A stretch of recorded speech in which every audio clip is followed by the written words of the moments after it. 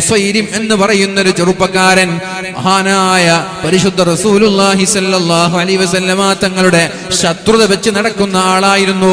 ഒരു യുദ്ധം നടക്കുമ്പോ ആ യുദ്ധത്തിന്റെ രണാങ്കണത്തിലേക്ക് കടന്നു വന്നിട്ട് അള്ളാഹുവിന്റെ ഹബീബിനോട് പറഞ്ഞു, ഞാൻ നിങ്ങളുടെ കൂടെ നിങ്ങൾക്ക് അനുകൂലമായി യുദ്ധം ചെയ്യാൻ വേണ്ടി വന്നവരാണ് എന്ന് പറഞ്ഞ് ഇസ്ലാമിലേക്ക് കടന്നു വന്നപ്പോ അള്ളാഹുവിന്റെ ഹബീബ് ഒരു വാൾ അദ്ദേഹത്തിന് സമ്മാനമായി നൽകി. ആ വാളുമായി രണാങ്കണത്തിലേക്ക് ചെന്നു. ധീരമായി പോരാടി രക്തസാക്ഷിത്വം വഹിച്ചപ്പോ ആ ചെറുപ്പക്കാരന്റെ ശരീരത്തിലേക്ക് ഒരുപാട് വെട്ടുകളും കുന്തങ്ങൾ കൊണ്ടുള്ള ഏറിന്റെ പാടുകളും ഉണ്ടായിരുന്നു. അങ്ങനെ ആ ചെറുപ്പക്കാരൻ ആ യുദ്ധക്കളത്തിൽ ലോകത്തോട് വിട പറഞ്ഞു പോയപ്പോ റസൂലുള്ളാഹി സ്വല്ലല്ലാഹു അലൈഹി വസല്ലമ തങ്ങൾ ചെറുപ്പക്കാരന് ആ സഹോദരനെ മറമാടാൻ വേണ്ടി തയ്യാറായി. ഒരു നിസ്കാരം പോലും ആ ചെറുപ്പക്കാരൻ നിസ്കരിച്ചിട്ടില്ല.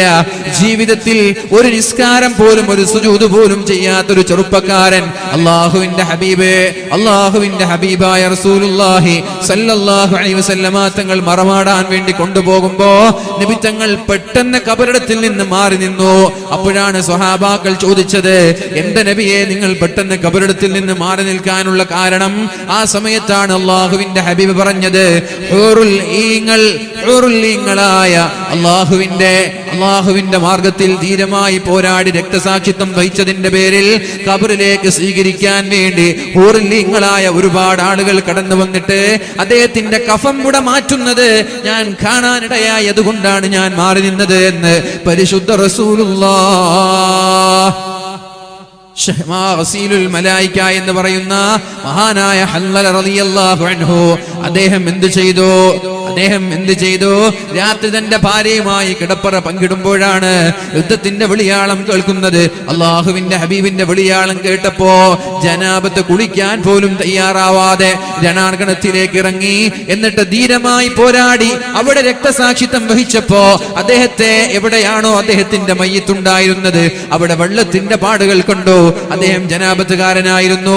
മലക്കുകളാണ് അദ്ദേഹത്തെ കുളിപ്പിച്ചത്. അദ്ദേഹത്തിന്റെ ഖബറിൽ വെച്ച് മറമാടുമ്പോഴും അള്ളാഹുവിന്റെ ഹബീബ് വിരലിൽ ഊന്നിയിട്ടാണ് നടന്നത്. അപ്പോൾ മഹാന്മാരായ സ്വഹാബാക്കൾ ചോദിച്ചില്ലയോ, എന്റെ നബിയെ നിങ്ങൾ ഇങ്ങനെ വിരലിൽ ഊന്നി, കാലിന്റെ വിരലിൽ ഊന്നി നടക്കാനുള്ള കാരണമെന്ന് ചോദിച്ചപ്പോ റസൂലുള്ളാഹി സ്വല്ലല്ലാഹു അലൈഹി വസല്ലമ തങ്ങൾ പറഞ്ഞത്, അവിടെ മലായികകൾ കൊണ്ട് നിറഞ്ഞിരിക്കുകയാണ്, അതുകൊണ്ടാണ് ഞാൻ ഇങ്ങനെ വിരലിൽ ഊന്നി നടക്കുന്നത്. അതുപോലെ ഒരുപാട് ഹൂറുൽ ഈങ്ങളാ ഖബറിടത്തിലുണ്ട് എന്ന് അല്ലാഹുവിന്റെ ഹബീബ് സ്വല്ലല്ലാഹു അലൈഹി വസല്ലമ തങ്ങൾ മറുപടി പറഞ്ഞെങ്കിൽ, അല്ലാഹുമ്മ അബ്ദിൽഹു സൗജൻ ഖൈറൻ മിൻ സൗജിഹി, അല്ലാഹുവേ ഇയാളുടെ ഭാര്യയെക്കാളും നല്ല ഭാര്യ നീ ഖബറിൽ നൽകണേ അല്ലാഹ്, ഇയാളുടെ ഭർത്താവിനെക്കാളും നല്ല ഭർത്താവിനെ നീ ഖബറിൽ നൽകണേ എന്ന് ദുആ ചെയ്യുമ്പോ ഇവിടെ അല്ലാഹുവിനെ പേടിച്ച് അല്ലാഹു പറഞ്ഞതുപോലെ ജീവിച്ച് തെറ്റിൽ നിന്ന് പൂർണ്ണമായി മാറി നിൽക്കാൻ നമ്മൾ തയ്യാറായാൽ നമ്മുടെ കണ്ണുകളെ ഹറാം കാണാതെ അല്ലാഹുവിനെ പേടിച്ച് കരഞ്ഞുകൊണ്ട് രാത്രി അല്ലാഹുവിന് വേണ്ടി ഉറക്കൊഴിക്കാൻ തയ്യാറായി നമ്മുടെ കണ്ണുകളെ അല്ലാഹുവിന് വേണ്ടി നമ്മൾ ചെലവഴിച്ചാൽ, നമ്മുടെ അവയവങ്ങളെ അല്ലാഹുവിന് വേണ്ടി ചെലവഴിക്കാൻ നമ്മൾ തയ്യാറായാൽ ഇൻഷാ അല്ലാഹ് ഇത്തരം ഖബറിടങ്ങളാണ് അല്ലാഹു നമ്മൾക്ക് വേണ്ടി സജ്ജീകരിച്ചിട്ടുള്ളത്. അല്ലാഹുമ്മ അബ്ദിൽഹു ദാറൻ ഖൈറൻ മിൻ ദാരിഹി വഅഹ്ലൻ ഖൈറൻ മിൻ അഹ്ലിഹി, അല്ലാഹുവേ ഇയാളുടെ നാട്ടിലുള്ള കുടുംബക്കാരെക്കാളും നല്ല കുടുംബക്കാരെ നൽകണേ അല്ലാഹ്. വജീറാനൻ ഖൈറൻ മിൻ ജീറാനിഹി, അല്ലാഹുവേ അയൽവാസികളെക്കാളും നല്ല അയൽവാസിയെ നൽകണേ അല്ലാഹ്. ചുരുക്കി പറഞ്ഞാൽ അല്ലാഹുവിനെ വഴിപ്പെട്ട് ജീവിക്കുന്ന ആളുകൾ, അല്ലാഹുവിനെ വഴിപ്പെടുക എന്ന് പറഞ്ഞാൽ രാവിലെ സുബഹി നിസ്കാരത്തിന്റെ മുമ്പേ തഹജ്ജുദ് നിസ്കാരത്തിന് ഉണർന്ന് സുബഹി നിസ്കാരത്തിന്റെ മുമ്പേ 5:30 മണിക്കാണ് ബാങ്ക് വിളിക്കുന്നതെങ്കിൽ മിനിമം ഒരു 5 മണിക്കെങ്കിലും എണീറ്റ് തഹജ്ജുദ് നിസ്കരിച്ച് അള്ളാഹുവിന് വേണ്ടി അള്ളാഹുവിനോട് സുബഹി നിസ്കാരം വരെ, സുബഹിന്റെ ബാങ്കിന്റെ വിളിയാളം കേൾക്കുന്നത് വരെ ദുആ ചെയ്തിട്ട് അല്ലാഹു തആല ഒന്നാം ആകാശത്തിലേക്ക് ഇറങ്ങുന്ന സമയമാണല്ലോ അത്. അല്ലാഹു തആല ഒന്നാം ആകാശത്തിലേക്ക് ഇറങ്ങുന്ന സമയമാണത്. യൻസിലു റബ്ബുനാ തബാറക വതആല ഇലാ സമാഇ ദുനിയ, ഒന്നാം ആകാശത്തിലേക്ക് അല്ലാഹു തആല ഇറങ്ങി വന്നിട്ട് ഹൽ മിൻ ദാഇൻ, ആർക്കെങ്കിലും ദുആ ചെയ്യാനുണ്ടോ? ഞാൻ ഉത്തരം തരാമെന്ന് പറയുന്ന സമയമാണത്. ഹൽ മിൻ മുസ്തഗ്ഫിരിൻ, ആർക്കെങ്കിലും ഇസ്തിഗ്ഫാർ ചെല്ലാനുണ്ടോ, പൊറുക്കലിന് തേടാനുണ്ടോ? ഞാൻ പൊറുത്തു തരാമെന്ന് പറയുന്ന സമയമാണത്. ഹൽ മിൻ സായിലിൻ ഫഉതിയ, ആർക്കെങ്കിലും വല്ലതും ചോദിക്കാനുണ്ടോ, ഞാൻ തരാമെന്ന് പറയുന്ന സമയമാണത്. ഏത് സമയം? സുബ്ഹി നിസ്കാരത്തിന്റെ അല്പം മുമ്പുള്ള സമയം, അഥവാ തഹജ്ജുദിന്റെ സമയം. ഒന്നാം ആകാശത്തേക്ക് അല്ലാഹു ഇറങ്ങി വന്നിട്ട് എന്ത് ദുആ ചെയ്താലും അല്ലാഹു സ്വീകരിക്കുന്ന, ദുആയിനെ തള്ളിക്കളയാത്ത, ദുആയിനെ നിരസിക്കാത്ത സമയത്ത് അല്ലാഹുവിന് വേണ്ടി തഹജ്ജുദ് നിസ്കരിക്കാൻ എണീറ്റ് സുബ്ഹി നിസ്കാരം വരെ, സുബ്ഹിയുടെ ബാങ്കിന്റെ വെളിയാളം വരെ അല്ലാഹുവിനോട് ദുആ ചെയ്ത് സുബ്ഹി ബാങ്ക് വിളിക്കുമ്പോൾ ജമാഅത്തായി സുബ്ഹി നിസ്കാരം നിർവഹിച്ച് അത് കഴിഞ്ഞാൽ സൂര്യൻ ഉദിക്കുന്നത് വരെ കിടന്നുറങ്ങാതെ ദിക്റിലായി അല്ലാഹുവിന്റെ പരിശുദ്ധമായ ഖുർആൻ പാരായണം ചെയ്ത് ജീവിക്കുന്ന ആളുകൾ സൂര്യൻ ഉദിക്കുന്ന സമയമായാൽ ഒരു 2 റക്അത്ത് സുന്നത്തും കൂടി നിസ്കരിച്ചാൽ എല്ലാ ദിവസവും പരിപൂർണമായ ഉംറയുടെ പ്രതിഫലമല്ലയോ അല്ലാഹു നമ്മൾക്ക് നൽകുന്നത്? ഉംറയുടെ പ്രതിഫലം അല്ലാഹു നൽകാൻ എങ്ങനെ? സുബ്ഹി നിസ്കാരം ജമാഅത്തായി നിസ്കരിച്ച് സൂര്യൻ ഉദിക്കുന്നത് വരെ എവിടെയാണോ നിസ്കരിച്ചത് അവിടെ ഇരുന്ന് സൂര്യൻ ഉദിച്ചാൽ 2 റക്അത്ത് ഇശ്റാഖിന്റെ സുന്നത്ത് നിസ്കാരം നിസ്കരിക്കുന്ന ആളുകൾക്ക് അല്ലാഹു റബ്ബ് സുബ്ഹാനഹു വ തആല പരിപൂർണമായ ഉംറയുടെ പ്രതിഫലം നൽകുമെന്ന് മുഹമ്മദുർ റസൂലുള്ളാഹി സ്വല്ലല്ലാഹു. അപ്പൊ അങ്ങനെ ഒരു ദിവസം നമ്മൾ തുടങ്ങാണ്. തഹജ്ജുദ് നിസ്കരിച്ച് ദുആ ചെയ്ത് സുബ്ഹി നിസ്കാരം കഴിഞ്ഞ് സൂര്യൻ ഉദിക്കുന്നത് വരെ കിടന്നുറങ്ങാതെ പരിശുദ്ധ ഖുർആൻ ഓതി ദിക്ർ ചൊല്ലി സൂര്യൻ ഉദിച്ചു കഴിഞ്ഞാൽ 2 റക്അത്ത് സുന്നത്ത് നിസ്കരിച്ച് തുടങ്ങുകയാണ് നമ്മുടെ ഒരു ദിവസം. ഒരു ഉംറയുടെ പ്രതിഫലം കിട്ടി, പരിപൂർണമായ ഉംറയുടെ പ്രതിഫലം കിട്ടി. അത് കഴിഞ്ഞ് ഒരു 20 മിനിറ്റ് സമയം കഴിഞ്ഞാൽ ദുഹായുടെ സമയമായി. അതും നിസ്കരിച്ച് ളുഹർ നിസ്കരിച്ച് മുമ്പും ശേഷമുള്ള സുന്നത്ത്, അസ്ർ നിസ്കരിച്ച് അസ്റിന്റെ മുമ്പുള്ള സുന്നത്ത്, മഗ്രിബ് നിസ്കരിച്ച് മഗ്രിബിന്റെ ശേഷമുള്ള ഇശാഇന്റെ മുമ്പും ശേഷമുള്ള സുന്നത്ത് നിസ്കരിച്ച് മഗ്രിബിന്റെയും ഇശാഇന്റെയും ഇടയിലുള്ള വളരെ വിലപ്പെട്ട സമയം അല്ലാഹുവിന്റെ പരിശുദ്ധമായ ഖുർആൻ പാരായണം ചെയ്യാൻ, സൂറത്തുൽ മുൽക്ക് പാരായണം ചെയ്യാൻ, സൂറത്തുൽ വാഖിഅ പാരായണം ചെയ്യാൻ, 100 കണക്കിന് ഇസ്തിഗ്ഫാറുകൾ ചെല്ലാൻ, 100 സ്വലാത്ത് ചെല്ലാൻ സമയം ഉപയോഗിച്ച് വളരെ വേഗത്തെ കിടന്നുറങ്ങുന്ന ഈ ഒരു ചിട്ടയാണ്, ഈ ഒരു ശൈലിയാണ് നമ്മുടെ ഒരു ദിവസത്തെ ഒരു ജീവിതമെങ്കിൽ ഇതേപോലെ എല്ലാ ദിവസവും നമ്മൾ മുന്നോട്ട് പോയി ആരോടും പകയില്ലാതെ, ആരോടും വിദ്വേഷമില്ലാതെ, ആരോടും ചൊടിയില്ലാതെ മുന്നോട്ട് പോകുന്ന ആളുകളാണെങ്കിൽ ഇൻഷാ അല്ലാഹ് വീടിനേക്കാൾ നല്ല വീട് നമ്മൾക്ക് ഖബറിൽ പ്രതീക്ഷിക്കാം, ഭാര്യയേക്കാൾ നല്ല ഭാര്യ ഖബറിൽ പ്രതീക്ഷിക്കാം, ഭർത്താവിനേക്കാൾ നല്ല ഭർത്താവ് ഖബറിൽ പ്രതീക്ഷിക്കാം, മക്കളെക്കാൾ നല്ല മക്കള്, അയൽവാസികളെക്കാൾ നല്ല അയൽവാസികൾ, കുടുംബക്കാരെക്കാൾ നല്ല കുടുംബം, ഇതെല്ലാം നമ്മുടെ ഖബറിൽ പ്രതീക്ഷിക്കാം. അല്ലാഹു റബ്ബ് സുബ്ഹാനഹു വ തആല തൗഫീഖ് നൽകട്ടെ. അല്ലാഹു റബ്ബ് സുബ്ഹാനഹു വ തആല തൗഫീഖ് നൽകട്ടെ. മുഅ്മിനീങ്ങളെ, മഗ്രിബ് നിസ്കാരം കഴിഞ്ഞൊരു സൂറത്തുൽ മുൽക്ക് പാരായണം ചെയ്ത് സൂറത്തുൽ വാഖിഅ പാരായണം ചെയ്ത് വളരെ നേരത്തെ കിടന്നുറങ്ങുന്ന ഒരു സ്വഭാവം നമ്മൾക്കുണ്ടായി. എന്നിട്ട് എല്ലാ ദിവസവും നമ്മുടെ ചിട്ട ഇതാണ്. തഹജ്ജുദിനാണ് നമ്മൾ ഉണരുന്നത്. സുബഹി ബാങ്കിന്റെ അരമണിക്കൂർ മുമ്പാണ് നമ്മൾ ഉണരുന്നത്. സുബഹി ബാങ്ക് കഴിഞ്ഞാൽ ജമാഅത്തായി നിർവഹിച്ച് സൂര്യൻ ഉദിക്കുന്നത് വരെ നമ്മൾ കിടന്നുറങ്ങുന്നില്ല. സൂര്യൻ ഉദിച്ചാൽ ഉടനെ 2 റക്അത്ത് സുന്നത്ത് നിസ്കാരം, 20 മിനിറ്റ് കഴിഞ്ഞാൽ 4 റക്അത്ത് ദുഹാ, പിന്നെ ളുഹർ മുമ്പും ശേഷമുള്ള സുന്നത്ത്, അസ്ർ മുമ്പുള്ള സുന്നത്ത്, മഗ്രിബ് മുമ്പും ശേഷമുള്ള സുന്നത്ത്, ഇശാ മുമ്പും ശേഷമുള്ള സുന്നത്ത്. എന്നിട്ട് വളരെ വേഗത്തിൽ കിടന്നുറങ്ങി. ഒരാളോടും അസൂയയില്ല, ഒരാളോടും പകയില്ല, ഒരാളോടും വൈരാഗ്യമില്ലാതെ ജീവിക്കുകയാണെങ്കിൽ ഇൻഷാ അല്ലാഹ് നമ്മുടെ ഖബറിടങ്ങളെ സ്വർഗീയമാക്കി മാറ്റാൻ നമ്മൾക്ക് സാധിക്കും. പുഞ്ചിരിയോടെ ഖബറിടത്തിലേക്ക് കടന്നു പോകാനും സാധിക്കും. അല്ലാഹു തൗഫീഖ് നൽകട്ടെ. യൗമ ലാ യൻഫഉ മാലു വലാ ബനൂൻ ഇല്ലാ മൻ അത്തല്ലാഹ ബിഖൽബിൻ സലീം. അല്ലാഹുവിന്റെ ഹബീബായ മുത്തു റസൂലുള്ളാഹി സ്വല്ലല്ലാഹു അലൈഹി വസല്ലമ തങ്ങൾ പള്ളിയിൽ ക്ലാസ് എടുത്തുകൊണ്ടിരിക്കുമ്പോഴാണല്ലോ, വഅദ് പറഞ്ഞുകൊണ്ടിരിക്കുമ്പോഴാണല്ലോ അല്ലാഹുവിന്റെ ഹബീബ് സ്വഹാബാക്കളോട് പറഞ്ഞത്, യത്വലിഉ അലൈക്കുമുൽ ആന റജുലുൻ മിൻ അഹ്ലിൽ ജന്ന. നിങ്ങളിലേക്ക് സ്വർഗക്കാരനായ ഒരാൾ ഇതാ കടന്നു വരികയാണ്. സ്വർഗക്കാരനായ ഒരാൾ നിങ്ങളിലേക്ക് കടന്നു വരാൻ പോവുകയാണ്. സ്വഹാബാക്കളൊക്കെ വളരെ പ്രതീക്ഷയോടെ കാത്തിരുന്നു അയാൾ ആരാണെന്നറിയാൻ. നോക്കുമ്പോ ഇടത് കൈയിൽ ചെരുപ്പ് പിടിച്ച് വുളൂ ചെയ്ത വെള്ളം ചാടിരോമങ്ങളിൽ നിന്നിട്ട് വീഴുന്ന ഒരു ചെറുപ്പക്കാരൻ പള്ളിയിലേക്ക് കടന്നു വരികയാണ്. അയാളാണ് സ്വർഗക്കാരൻ. സഹാബാക്കൾക്ക് കൂടുതൽ പരിചയമുള്ള ആളല്ല ഇയാൾ. രണ്ടാമത്തെ ദിവസവും അല്ലാഹുവിന്റെ ഹബീബായ മുഹമ്മദുർ റസൂലുള്ളാഹി സല്ലല്ലാഹു അലൈഹി വസല്ലമ തങ്ങൾ ഇതേപോലെ ക്ലാസ് എടുത്ത് വഅദ് പറയുമ്പോഴാണ് അല്ലാഹുവിന്റെ ഹബീബ് പറഞ്ഞത്, യത്വലിഉ അലൈക്കുമുൽ ആന റജുലുൻ മിൻ അഹ്ലിൽ ജന്ന. നിങ്ങളിലേക്ക് സ്വർഗ്ഗക്കാരനായ ഒരാൾ ഇതാ കടന്നു വരാൻ പോവുകയാണ്. ഇന്നലത്തേതുപോലെ ഇന്നും സ്വഹാബാക്കൾ തിരിഞ്ഞു നോക്കി, ആരാണ് അയാൾ? ഇന്നലെ വന്ന അതേ വ്യക്തി ഇടത് കൈയിൽ ചെരുപ്പ് പിടിച്ച് തന്റെ താടി രോമങ്ങളിൽ നിന്ന് വുളൂഇന്റെ വെള്ളമുറ്റിക്കൊണ്ട് ഒരാൾ കടന്നു വന്നു. മൂന്നാമത്തെ ദിവസവും അല്ലാഹുവിന്റെ ഹബീബായ മുഹമ്മദുർ റസൂലുള്ളാഹി സല്ലല്ലാഹു അലൈഹി വസല്ലമ തങ്ങൾ വഅദ് പറയുമ്പോ അവിടെ നിന്ന് പറഞ്ഞു, യത്വലിഉ അലൈക്കുമുൽ ആന റജുലുൻ മിൻ അഹ്ലിൽ ജന്ന. സ്വർഗ്ഗക്കാരൻ നിങ്ങളിലേക്ക് കടന്നു വരുമെന്ന് പറഞ്ഞപ്പോ സഹാബാക്കൾ തിരിഞ്ഞു നോക്കി. മൂന്നാമത്തെ ദിവസവും കടന്നു വന്നത് അതേ വ്യക്തിയാണ്. അപ്പോഴാണ് അബ്ദുല്ലാഹി ഇബ്നു അംർ ഇബ്നുൽ ആസ് റളിയല്ലാഹു അൻഹു എന്തേ ഇയാൾ സ്വർഗ്ഗത്തിലാണെന്ന് പറയാനുള്ള കാരണം, ഇയാൾ സ്വർഗത്തിന്റെ അവകാശിയാണ് എന്ന് പറയാനുള്ള കാരണം എന്താണെന്നറിയാൻ വേണ്ടി ആ സഹോദരന്റെ പിന്നാലെ കൂടിയ ചരിത്രം നമ്മൾക്കറിയാം. വീട്ടിലേക്ക് എത്തിയപ്പോ, നിങ്ങളുടെ വീട്ടിൽ താമസിക്കാൻ എനിക്ക് അവസരം തരുമോ?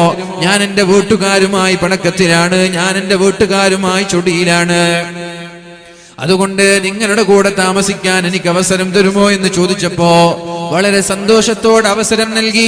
രാത്രി ഇശാ നിസ്കാരം കഴിഞ്ഞിട്ട് അദ്ദേഹം കിടന്നുറങ്ങുമ്പോ അബ്ദുല്ലാഹി ഇബ്നുൽ അംർ ഇബ്നുൽ ആസ് റളിയല്ലാഹു അൻഹു കിടന്നുറങ്ങാതെ കാത്തിരിക്കുകയാണ്. ഇദ്ദേഹത്തിന് പ്രത്യേകമായ അമലുണ്ടോ എന്നറിയാൻ, രാത്രി ഉറങ്ങാതെ തഹജ്ജുദ് നിസ്കരിക്കുന്ന ആളാണോ എന്നറിയാൻ, രാത്രി ഉറങ്ങാതെ ഖുർആൻ ഓതുന്ന ആളാണോ എന്നറിയാൻ, രാത്രി ഉറങ്ങാതെ ഇസ്തിഗ്ഫാർ ചൊല്ലുന്ന ആളാണോ എന്നറിയാൻ നോക്കുമ്പോ അദ്ദേഹം വളരെ മനോഹരമായി മൂടി പുതച്ച് കിടന്നുറങ്ങുകയാണ്.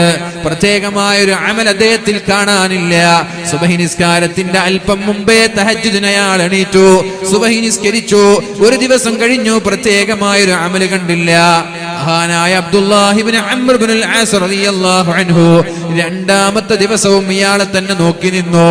സ്വർഗത്തിലേക്ക് പോകാൻ മാത്രം എന്ത് പ്രത്യേകതയാണ് ഈ ചെറുപ്പക്കാരനുള്ളത് എന്നറിയാൻ വേണ്ടി രണ്ടാമത്തെ ദിവസവും പ്രത്യേകമായ ഇബാദത്തില്ല. രാത്രി ഉറക്കൊഴിച്ചുകൊണ്ടുള്ള നിസ്കാരമോ ഖുർആനോ ഇസ്തിഗ്ഫാറോ ഇല്ല.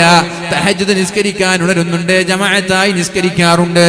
3 ദിവസമായി പ്രത്യേകമായ ഒരു അമല് മഹാനായ അബ്ദുല്ലാഹി ഇബ്നു അംർ ഇബ്നുൽ ആസ് റളിയല്ലാഹു അൻഹു കാണാതിരുന്നപ്പോ ആ ചെറുപ്പക്കാരനോട് പറഞ്ഞു, എന്നാൽ ഞാൻ ഇനി പോയിക്കോട്ടെ, ഞാൻ പോയിക്കോട്ടെ, പക്ഷേ ഞാൻ എന്റെ വീട്ടുകാരുമായി മാറി നിൽക്കാൻ മാത്രം പിണക്കങ്ങളൊന്നും ഉണ്ടായിട്ടില്ല, ഞാൻ എന്റെ വീട്ടുകാരുമായി മാറി നിൽക്കാൻ മാത്രം തെറ്റിയിട്ടൊന്നുമില്ല. ഞങ്ങളിങ്ങനെ വഅദ് കേൾക്കുമ്പോൾ അല്ലാഹുവിന്റെ ഹബീബ് സ്വർഗ്ഗക്കാരൻ കടന്നു വരുമെന്ന് പറഞ്ഞപ്പോ 3 ദിവസവും കടന്നു വന്നത് നിങ്ങളാണ്. അപ്പൊ നിങ്ങൾക്ക് സ്വർഗത്തിലെത്താനുള്ള എന്ത് അമലാണ്, എന്ത് പ്രത്യേകതയാണ് നിങ്ങൾക്കുള്ളത്, അതറിയാൻ വേണ്ടിയിട്ടാണ് ഞാൻ നിങ്ങളുടെ വീട്ടിൽ താമസിച്ചത് എന്ന് പറഞ്ഞപ്പോ ആ ചെറുപ്പക്കാരൻ മഹാനായ അബ്ദുല്ലാഹി ഇബ്നു അംർ ഇബ്നുൽ ആസ് റളിയല്ലാഹു അൻഹുവിനോട് പറയാണ്, എനിക്ക് പ്രത്യേകമായ അമലൊന്നുമില്ല, ഞാൻ കിടന്നുറങ്ങുമ്പോൾ എനിക്കൊരാളോടും വെറുപ്പില്ല, ഒരാളോടും വിദ്വേഷമില്ല, ഒരാളോടും വൈരാഗ്യമില്ല, ഒരാളോടും ചൊടിയില്ല, പിണക്കമില്ല. ഞാൻ എല്ലാവരെയും വളരെ സന്തോഷത്തോടെ പുഞ്ചിരിയോടെയാണ് എല്ലാവരോടും പെരുമാറാറുള്ളത്. ആരോടും ഞാൻ ദേഷ്യപ്പെടാറില്ല, ആരോടും ഞാൻ പിണങ്ങാറില്ല, ആരോടും ഞാൻ ചൊടിക്കാറില്ല, ആരോടും എനിക്ക് അസൂയയില്ല. എല്ലാവരെ കുറിച്ചും നല്ലതേ ഞാൻ ചിന്തിക്കാറുള്ളൂ. പോസിറ്റീവായി ചിന്തിക്കുന്ന, പോസിറ്റീവായി പ്രവർത്തിക്കുന്ന ഒരാളാണ് ഞാൻ. അതുകൊണ്ടായിരിക്കണം അല്ലാഹുവിന്റെ ഹബീബ് അങ്ങനെ പറഞ്ഞത്. ഇത് കേട്ടപ്പോ മഹാനായ അബ്ദുല്ലാഹി ഇബ്നു അംർ ഇബ്നുൽ ആസ് റളിയല്ലാഹു അൻഹു പറഞ്ഞത്. എന്നാൽ അത് തന്നെയാണ് കാര്യം. ആരോടും വെറുക്കാത്ത മനസ്സുണ്ടാവുക എന്ന് പറഞ്ഞാൽ അതല്പം പ്രയാസമാണ്. ആരോടും പിണങ്ങാത്ത, വൈരാഗ്യമില്ലാത്ത, അസൂയയില്ലാത്തൊരു മനസ്സുണ്ടാവുക എന്ന് പറഞ്ഞാൽ അത് വലിയ ഒരു സൗഭാഗ്യത്തിന്റെ ഉടമയാണ്, അടയാളമാണ്. യൗമ ലാ യൻഫഉ മാലുൻ വലാ ബനൂൻ ഇല്ലാ മൻ അത്തല്ലാഹ ബിഖൽബിൻ സലീം. അള്ളാഹുവിന്റെ ഉഖ്റവിയായ പാരത്രികമായ ലോകത്ത് സമ്പാദ്യങ്ങൾ കൊണ്ട് യാതൊരു ഉപകാരമില്ലാത്തൊരു കാലം വരാനുണ്ട്. മക്കളെ കൊണ്ട്, സന്താനങ്ങളെ കൊണ്ട് ഉപകാരമില്ലാത്തൊരു കാലം വരാനുണ്ട്. അവിടെ രക്ഷപ്പെടുന്നത് ആരാണ്? ലാ യൻഫഉ മാലുൻ വലാ ബനൂൻ ഇല്ലാ മൻ അത്തല്ലാഹ ബിഖൽബിൻ സലീം. ആരുടെ മനസ്സാണോ നല്ല മനസ്സ്, അസൂയയില്ലാത്ത, പകയില്ലാത്ത, വിദ്വേഷമില്ലാത്ത, വൈരാഗ്യമില്ലാത്ത, ആരോടും പിണക്കമില്ലാത്ത മനസ്സ് ആർക്കാണോ ഉള്ളത്, അഥവാ സംശുദ്ധമായ മനസ്സ് ആർക്കാണോ ഉള്ളത്, അവർക്കാണ് അല്ലാഹു സ്വർഗം നൽകുന്നത് എന്ന് പറയുമ്പോ ഇൻഷാ അല്ലാഹ് നേരത്തെ സൂചിപ്പിച്ചതുപോലെ ഒരു ദിവസത്തെ ചിട്ട ഇങ്ങനെയായി.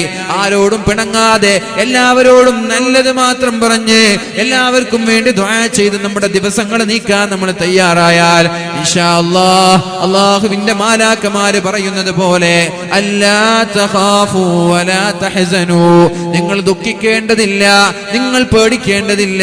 വഅബ്ശിറൂ ബിൽ ജന്ന, വഅബ്ശിറൂ ബിൽ ജന്ന. അല്ലാഹുവിന്റെ സ്വർഗം നിങ്ങൾക്കുള്ളതാണ്. ഈ സ്വർഗം കാണിച്ചുകൊണ്ടാണ് ഇത്തരം ആളുകൾ ലോകത്തോട് ഇവിടെ പറഞ്ഞു പോകുന്നത്. സ്വർഗം കണ്ടുകൊണ്ടാണ് ഇത്തരം ആളുകൾ ലോകത്തോട് ഇവിടെ പറഞ്ഞു പോകുന്നത്. മഹാന്മാരായ സഹാബാക്കൾ, താബിഈങ്ങൾ, സമസ്ത കേരള ജംഇയ്യത്തുൽ ഉലമയുടെ വളരെ പ്രഗൽഭരായ ഉലമാക്കൾ, നേതാക്കന്മാരൊക്കെ നമ്മൾക്ക് കാണിച്ചു തന്ന വഴിയാണിത്. പുഞ്ചിരിയോടെ മരിക്കുക എന്നുള്ളത്, പുഞ്ചിരിയോടെ മടങ്ങാൻ അല്ലാഹു പഠിപ്പിച്ചു തന്ന വഴി. ഇന്നല്ലദീന ഖാലൂ റബ്ബുനല്ലാഹ്, മുസ്ലിമാവുക. നമ്മളൊക്കെ മുസ്ലിമാവാൻ ഭാഗ്യം ലഭിച്ച ആളുകളാണ്. ഇനി നമ്മുടെ മുമ്പിലുള്ള കടമ്പ സുമ്മസ്തഖാമു, പിന്നെ അല്ലാഹു പറഞ്ഞതുപോലെ ജീവിക്കണം. അല്ലാഹു പറഞ്ഞതുപോലെ ജീവിക്കാൻ തയ്യാറാവണം. തെറ്റ് വന്നാൽ ഉടനെ ഇസ്തിഗ്ഫാർ ചൊല്ലി തൗബ ചെയ്ത് മടങ്ങാൻ തയ്യാറാവണം. തെറ്റ് വന്നാൽ ഉടനെ ഇസ്തിഗ്ഫാർ ചൊല്ലി തൗബ ചെയ്ത് മടങ്ങാൻ തയ്യാറാവണം. ഇത്തരം ആളുകൾക്ക് പുഞ്ചിരിയോടെ അല്ലാഹുവിലേക്ക് മടങ്ങാമെന്ന് അല്ലാഹു പറയുന്നുണ്ട്. എങ്ങനെ? തതനസ്സലു അലൈഹിമുൽ മലായിക, അല്ലാഹുവിന്റെ മാലാക്കമാർ ഇറങ്ങി വരികയാണ്. അല്ലാ തഖാഫു, നിങ്ങൾക്ക് പേടി വേണ്ട. വലാ തഹ്സനു, നിങ്ങൾക്ക് ദുഃഖം വേണ്ട. വഅബ്ശിറൂ ബിൽ ജന്ന, സ്വർഗം നിങ്ങൾക്കുള്ളതാണ് എന്ന് പറഞ്ഞ് സ്വർഗം കാണിച്ചുകൊണ്ടാണ് ഇത്തരം ആളുകളെ കൊണ്ടുപോകുന്നത്. ഇവർ അല്ലാഹുവിനെ കാണാൻ വളരെ താല്പര്യത്തോടെയാണ് പോകുന്നത്. പെട്ടെന്ന് കൊണ്ടുപോകാൻ ഇവർ ആഗ്രഹിക്കുകയാണ്, പെട്ടെന്ന് ഖബറിൽ വെക്കാൻ ഇവർ ആഗ്രഹിക്കുകയാണ്.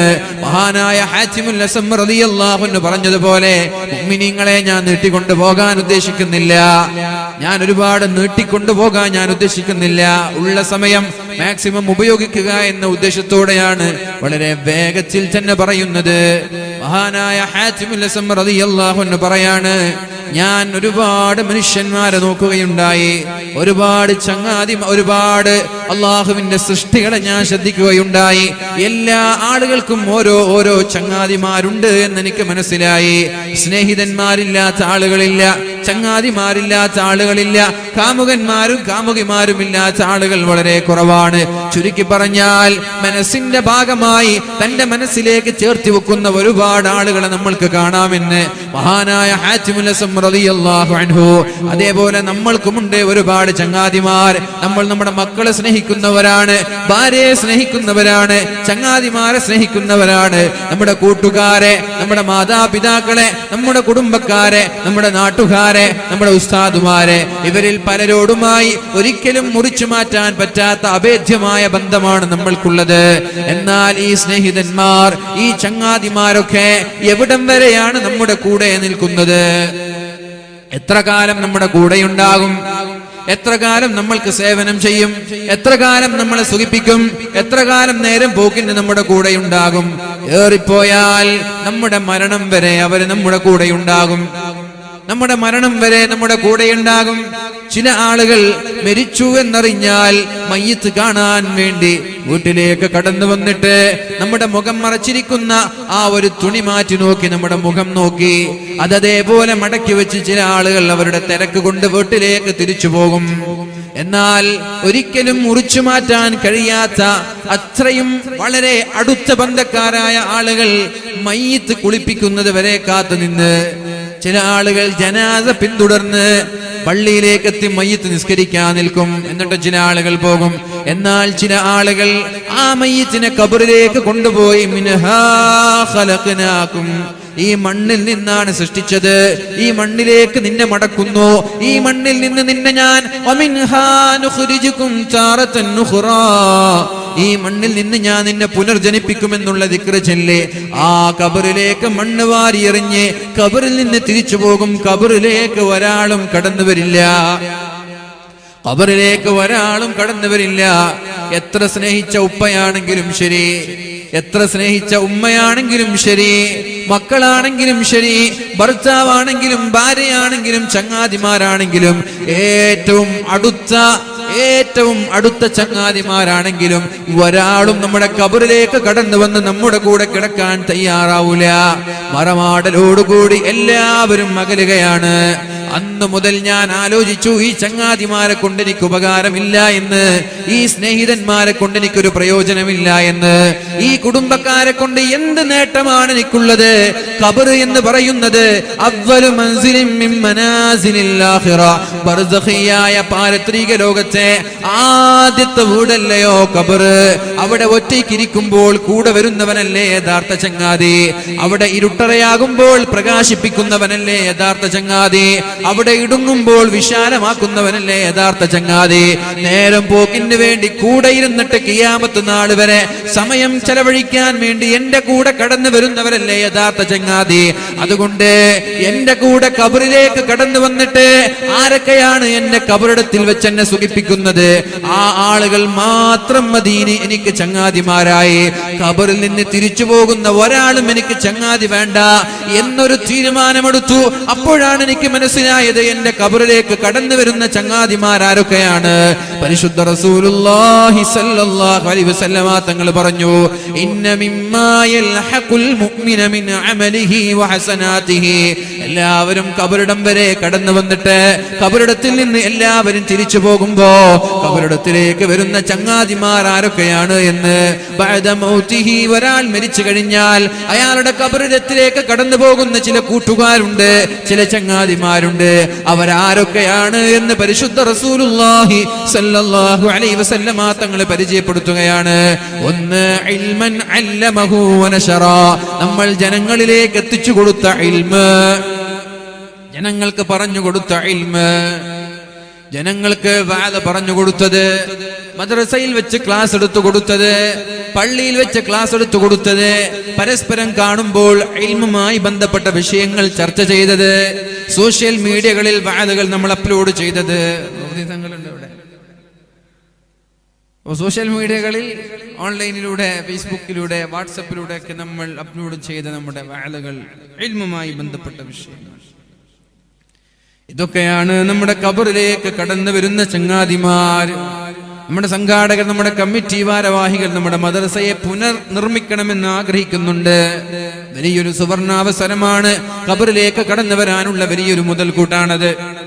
ഖബറിലേക്ക് കടന്നു വരാനുള്ള വലിയൊരു ചങ്ങാതിയാണ് ഇൻഷാ അല്ലാഹ് നമ്മുടെ നാട്ടിൽ ഇനി പുനർനിർമ്മിക്കാനുള്ള നമ്മുടെ മദ്രസ. കാരണം ആ മദ്രസയിലേക്ക് 100 കണക്കിന് വിദ്യാർത്ഥികൾ ഇൽമ പഠിക്കുമ്പോ എത്ര കുട്ടികളുണ്ട് ഇവിടെ? ഏകദേശം എത്ര ഉണ്ടാവും മദ്രസയിൽ? 240 കുട്ടികൾ എന്ന് പറഞ്ഞാല് അതില് ഭൂരിഭാഗം ഏകദേശം ഒരു പകുതി 5 രാത്രി ഉണ്ടാവും മദ്രസ, പകലല്ല. സുബഹി നിസ്കാരം കഴിഞ്ഞ് ഒരു 6:30 മണിക്ക് നമ്മുടെ മദ്രസ തുടങ്ങുമ്പോ ഫാത്തിഹ ഓതി പാരായണം ചെയ്ത് നമ്മുടെ മദ്രസ തുടങ്ങുകയാണ്.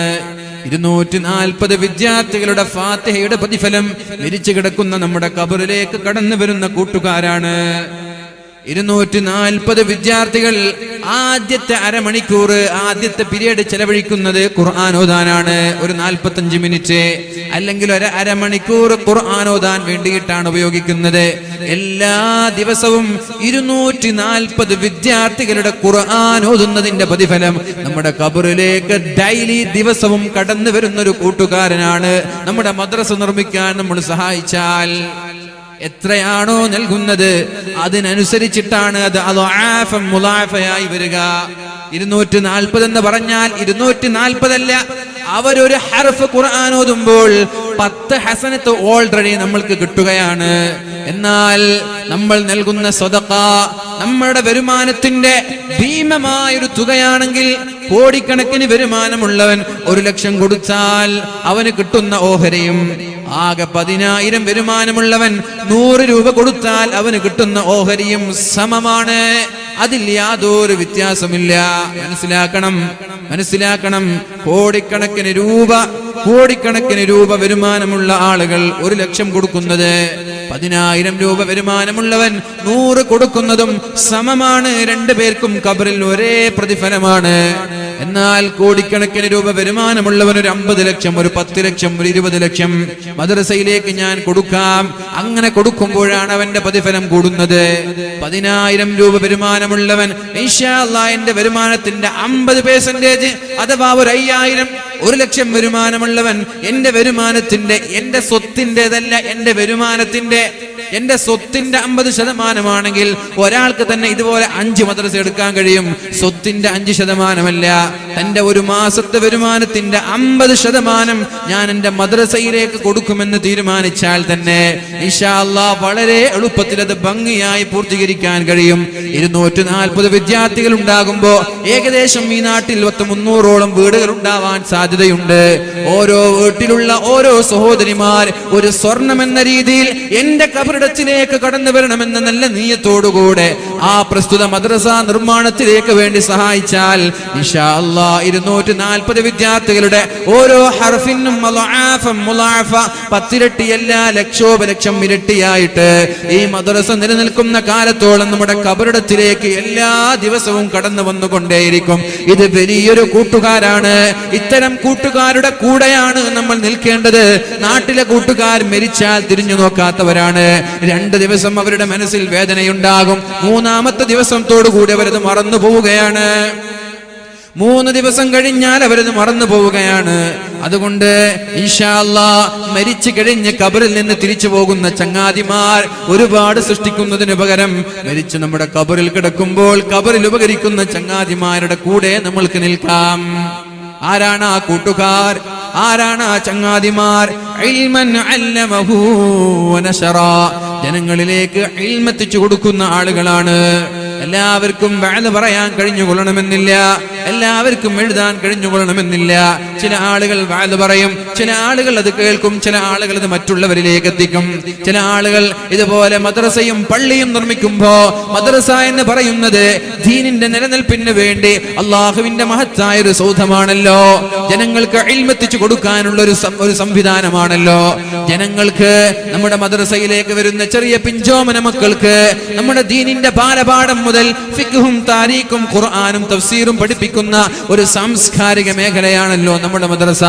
ആ മദ്രസയിലേക്ക് ഇൻഷാ അല്ലാഹ് എന്റെ ഒരു സ്വർണം, എന്റെ വക ലക്ഷങ്ങൾ, എന്റെ വക 10,000 എന്ന് നേർച്ച ചെയ്തിട്ട് ഈ മദ്രസയിൽ യാതൊരു ബാധ്യതയോ യാതൊരു കടങ്ങളോ ഇല്ലാതെ ഈ കിട്ടുന്ന അവസരം മുതലെടുത്ത് ഈ ഇൽമ ജനങ്ങളിലേക്ക് എത്തിച്ചു കൊടുക്കാൻ വേണ്ടി സഹായിച്ചാൽ ഇൻഷാ അല്ലാഹ് ഇത് നിലനിൽക്കുന്ന കാലത്തോളം നമ്മുടെ ഖബറിടത്തിലേക്ക് നമ്മുടെ ഇഖ്ലാസ് പോലെ അല്ലാഹു പ്രതിഫലങ്ങൾ തന്നുകൊണ്ടേയിരിക്കും. ഇത് വലിയൊരു മുതൽക്കൂട്ടാണ്.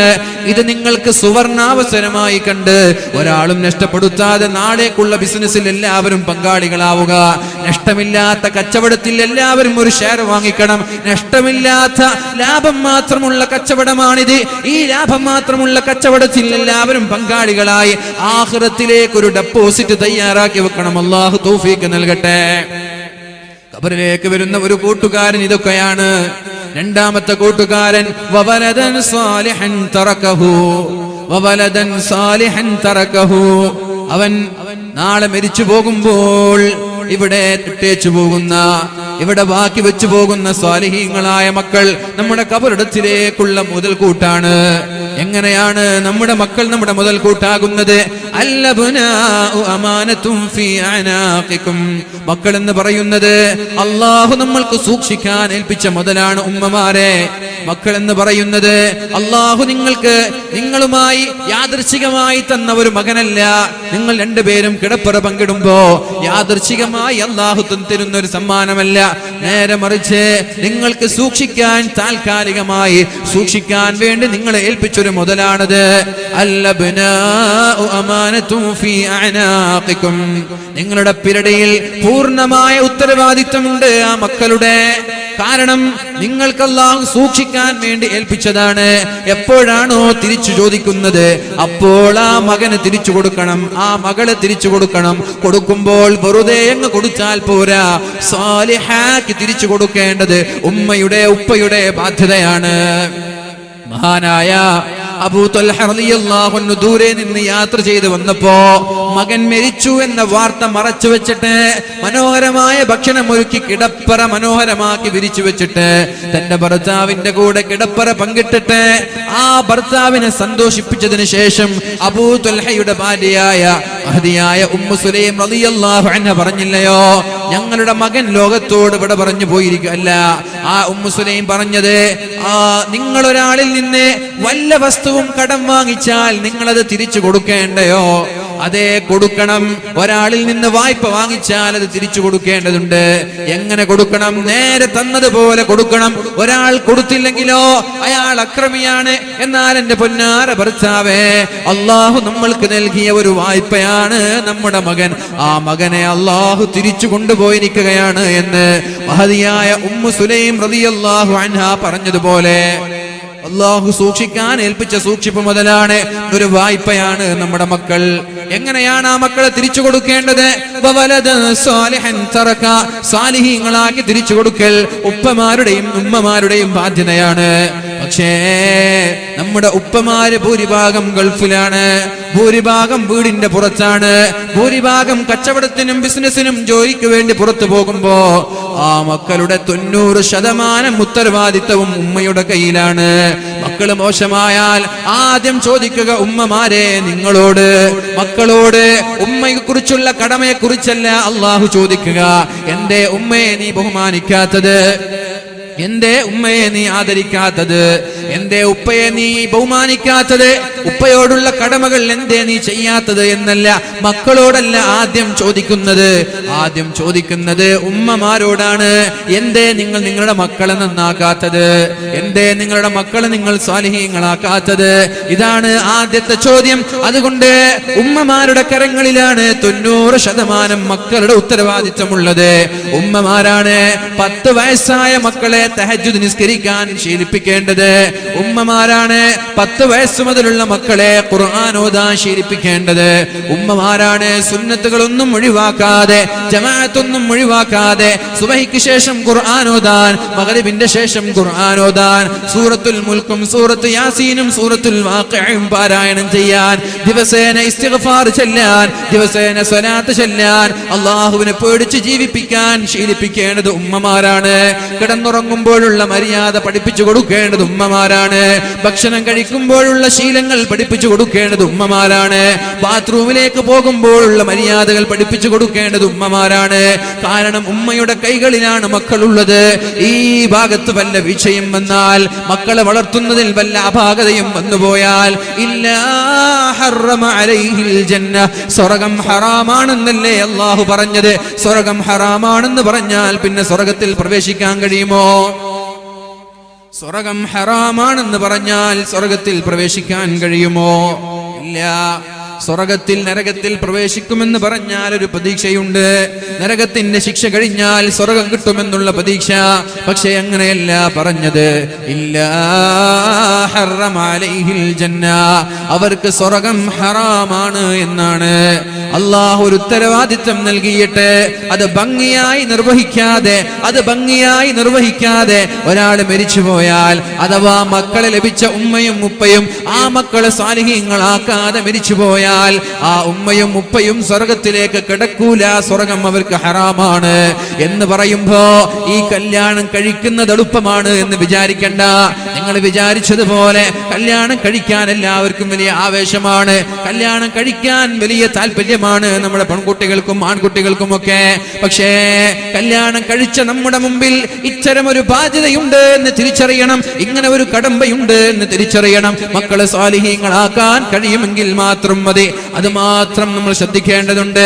അതുകൊണ്ട് തന്നെയാണ് കല്യാണം കഴിക്കാൻ പോകുന്ന ചെറുപ്പക്കാരോട് അള്ളാഹു പറഞ്ഞത്, എല്ലാവരും സമ്പത്ത് നോക്കി കല്യാണം കഴിക്കുമ്പോ, എല്ലാവരും കുടുംബം നോക്കി കല്യാണം കഴിക്കുമ്പോ, എല്ലാവരും സൗന്ദര്യം നോക്കി കല്യാണം കഴിക്കുമ്പോ, പൊന്നുമോനെ നീ സൗന്ദര്യം നോക്കണ്ട, നീ സമ്പാദ്യം നോക്കണ്ട, നീ തറവാട് നോക്കണ്ട, നീ നോക്കേണ്ടത് പെണ്ണിന്റെ ദീനാണ്. കാരണം നിന്റെ മകനെ ദീനിയായി വളർത്തൽ നിന്റെ ബാധ്യതയാണ്, ഇല്ലെങ്കിൽ അതിന്റെ പേരിൽ നീ നരകത്തിൽ കിടക്കേണ്ടവനാണ്. വലാ തളഊഹാ ഫീ ഗൈരിൽ അക്ഫാ, നിങ്ങൾ കല്യാണം കഴിക്കുമ്പോൾ തഖയ്യറൂ ലിനുതഫികും, ദീനിയായ പെണ്ണെവിടെ, അല്ലാഹുവിനെ പേടിയുള്ള പെണ്ണെവിടെ, അച്ചടക്കമുള്ള പെണ്ണെവിടെ, ഇതാണ് നിങ്ങൾ അന്വേഷിക്കേണ്ടത്. എന്നിട്ട് നിങ്ങൾ കല്യാണം കഴിച്ചാൽ മതി. അവർക്കേ മക്കളെ നന്നാക്കാൻ കഴിയുള്ളൂ. ദുനിയാവിന്റെ പിന്നാലെ ഓടുന്ന പെൺമക്കളെ ഭർത്താവില്ലാത്ത സമയത്ത് തന്റെ ബസ്സിലുള്ള, താൻ യാത്ര ചെയ്യുന്ന വാഹനങ്ങളിലെ ഡ്രൈവർമാരുമായി, കണ്ടക്ടർമാരുമായി, ബസ് സ്റ്റാൻഡിലുള്ള ആളുകളുമായി, ടെക്സ്റ്റൈൽസിലുള്ള ആളുകളുമായി, പീഡികത്തിണ്ണയിൽ കാണുന്ന ആളുകൾ, നാട്ടുകാരായ ആളുകൾ, മിസ്കോൾ വരുന്ന ആളുകൾ, അവരന്യ പുരുഷനാണ് എന്ന് ബോധമില്ലാതെ അവരുമായി സംസാരിക്കാനും അവരുമായി ബന്ധം വെക്കാനും യാതൊരു മടിയില്ലാത്ത ഇങ്ങനെയുള്ള സുന്ദരി പെണ്ണുങ്ങളെ കല്യാണം കഴിച്ച് നിങ്ങൾക്ക് നിങ്ങളുടെ ജീവിതത്തിൽ എന്ത് നേടാനാണ്? അതിന് പകരം സൗന്ദര്യം നോക്കി പോവല്ല, സമ്പത്ത് നോക്കി പോവല്ല. ദീൻ എവിടെയാണോ ഉള്ളത്, അള്ളാഹുവിനെ പേടിയുള്ള പെണ്ണ് എവിടെയാണോ ഉള്ളത്, അവരെ തെരഞ്ഞു പിടിച്ച് കല്യാണം കഴിച്ചിട്ട് ആ പെണ്ണിൽ നിന്നുണ്ടാവുന്ന മക്കളെ സ്വാലിഹീങ്ങളാക്കാൻ ശ്രമിച്ചാൽ നിങ്ങൾ രക്ഷപ്പെട്ടു. വവലദൻ സാലിഹൻ തറകഹു, സ്വാലിഹായ ഒരു മകനെ, സ്വാലിഹത്തായ ഒരു മകളെ ഏതെങ്കിലും ഒരു ഉമ്മയോ ഏതെങ്കിലും ഒരു ഉപ്പയോ ഇവിടെ ബാക്കി വെച്ചാൽ നിങ്ങൾക്ക് കബറിടത്തിൽ പേടിക്കാനില്ല.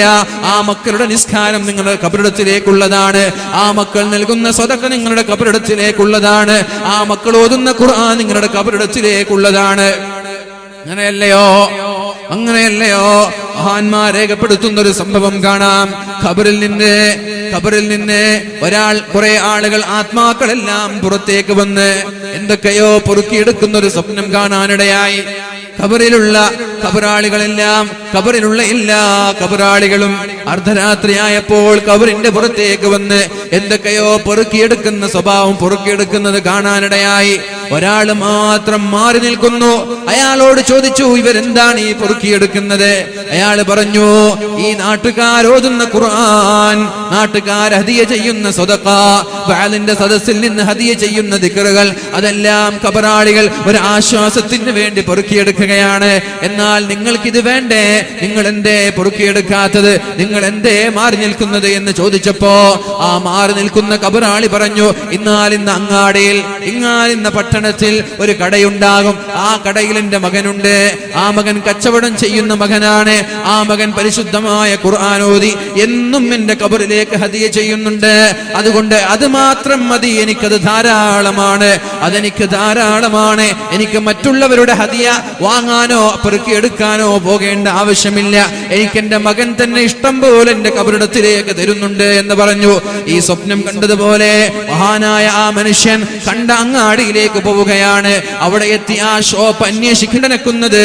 അപ്പൊ പറഞ്ഞു, എന്റെ ഉപ്പ മരിച്ചുപോയി, ഞാൻ ഖുർആൻ ഓതി എന്റെ ഉപ്പയുടെ ഖബറിടത്തിലേക്ക് ഹദിയ ചെയ്യുകയാണ് എന്ന്. അങ്ങനെ ഒരുപാട് വർഷങ്ങൾക്ക് ശേഷം വീണ്ടും ഈ സഹോദരൻ സ്വപ്നം കാണുകയാണ്. എന്താണ് സ്വപ്നം? അന്ന് ഖബറാളികൾ പുറത്തു വന്ന് വാരിക്കോരി പെറുക്കിയെടുക്കുന്നത് കണ്ടതുപോലെ ഇന്നും കാണുകയാണ്. അന്ന് മാറി നിന്ന സഹോദരൻ ഇന്നിവരുടെ കൂട്ടത്തിൽ കൂടി എന്തൊക്കെയോ പെറുക്കിയെടുക്കുകയാണ്. അദ്ദേഹത്തോട് ചോദിച്ചു, നിങ്ങളല്ലേ പറഞ്ഞത് നിങ്ങളുടെ മകൻ എനിക്കെന്നും ഖുർആൻ ഓതുന്നുണ്ട്, എനിക്കിത് പെറുക്കിയെടുക്കേണ്ട ആവശ്യമില്ല എന്ന് നിങ്ങളല്ലയോ പറഞ്ഞത്? ഇന്ന് നിങ്ങളത് വാരിക്കോരി എടുക്കുകയാണോ? അപ്പോഴാണ് ആ സഹോദരൻ പറഞ്ഞത്, ഇന്നലെ എനിക്ക് നിത്യമായി ഖുർആൻ ഓതിയിരുന്ന എന്റെ മകൻ ഇന്നലെ ലോകത്തോട് ഇവിടെ പറഞ്ഞു പോയിരിക്കുകയാണ്. ഇനി എനിക്ക് മറ്റുള്ളവരെ പോലെ ഇവിടേക്ക് കടന്നു വരുന്ന നന്മകൾ വാരിക്കോരി പെറുക്കിയെടുക്കണമെന്ന് പറഞ്ഞപ്പോ സ്വപ്നത്തിൽ നിന്നുണർന്ന് അന്ന് കണ്ട അങ്ങാടിയിലേക്ക് പോയി, അന്ന് കണ്ട പട്ടണത്തിലേക്ക് പോയി. അന്ന് കണ്ട ഷോപ്പുകാരന്റെ അടുത്തേക്ക് പോയി നോക്കുമ്പോൾ ആ ചെറുപ്പക്കാരനില്ല. ചോദിച്ചു, എവിടെ ചെറുപ്പക്കാരൻ? ചെറുപ്പക്കാരൻ ഇന്നലെ മരിച്ചുപോയി. മരണം വരെ യാതൊരു പേടിയില്ലാതെ മകൻ ചെയ്യുന്ന മുഴുവൻ നന്മയും ഉമ്മയുടെ ഖബറിടത്തിലേക്കാണ് കടന്നു വരുന്നത്. അതുകൊണ്ട് സാലിഹീങ്ങളായ മക്കളെ നമ്മൾക്കുണ്ടാക്കാം.